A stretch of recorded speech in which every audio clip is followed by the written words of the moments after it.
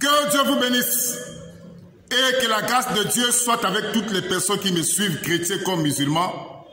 Je vous salue, moi, votre frère, dans le nom puissant, mais aussi glorieux de notre Seigneur et Sauveur Jésus-Christ. Je continue encore à lancer ce message à ce fameux docteur musulman Abdul Majid, que j'ai toujours considéré comme un Goliath en carton, un fouillard.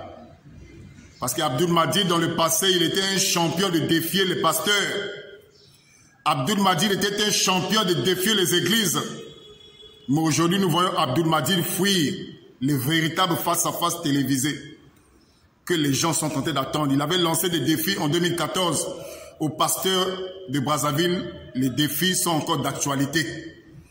Et je viens relever les défis. Ce fameux docteur musulman qui a réussi à manipuler certaines personnes est en train de s'éclipser, il est en train de fuir parce qu'il sait que son gagne-pain est menacé. Je suis une menace pour son gagne-pain.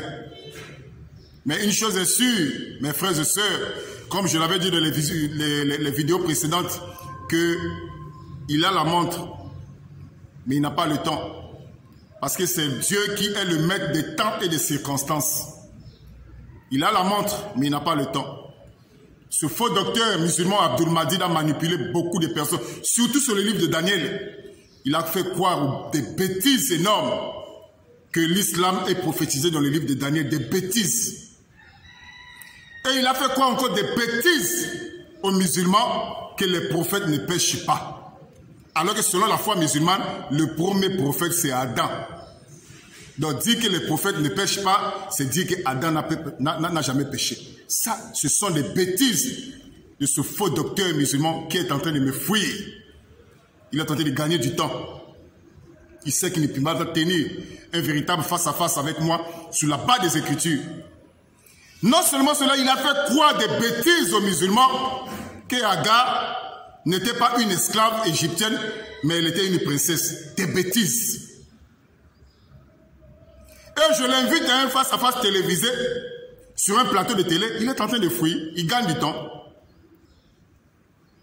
Mais une chose est sûre, quelle que soit la durée de la nuit, le soleil finira toujours par apparaître. Il a la montre, mais il n'a pas le temps. Moi, je suis disponible, je suis là. Mon numéro de téléphone est affiché sur votre écran là. Mon numéro de téléphone est là. Abdul Majid est en train de fuir pour la première fois.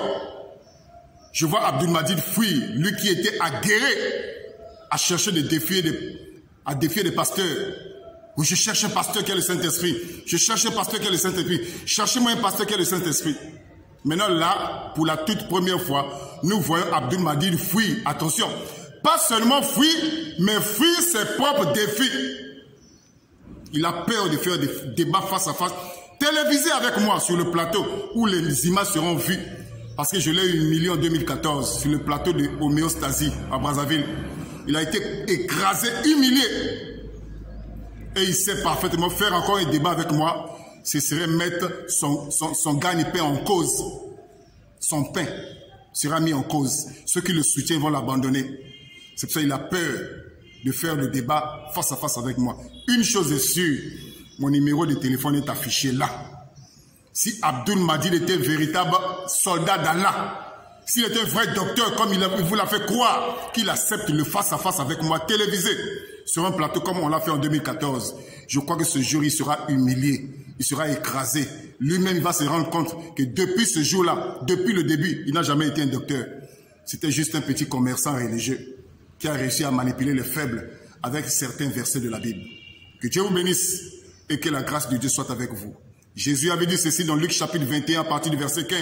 Je vous donnerai une bouche, une sagesse auquel aucun de vos adversaires ne pourra vous résister, ne vous contredire. Aucun musulman par la grâce de Dieu, aucun, je dis bien, aucun musulman par la grâce de Dieu ne pourra tenir un débat avec moi. J'avais dit ceci, faire un débat, on peut faire un débat avec tout le monde, même avec des idiots. Mais tenir un débat, c'est difficile. Aucun musulman par la grâce de Dieu ne pourra tenir un débat face à face. Télévisé. Ne m'amenez pas dans vos histoires de WhatsApp là. Sur un plateau de télé, comme ça vous serez vu de vos parents, à commencer par Abdul Majid lui-même. Que Dieu vous bénisse. Amen.